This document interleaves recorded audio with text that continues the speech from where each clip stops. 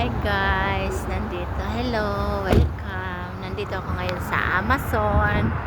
Tag 555, 575. Tingnan natin, tara.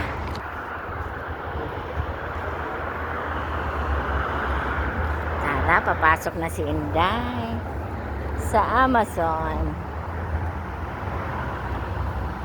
Hello, ayan. Pasok na, tara. Ito siya, oh, yung mga gulay. Kamatis.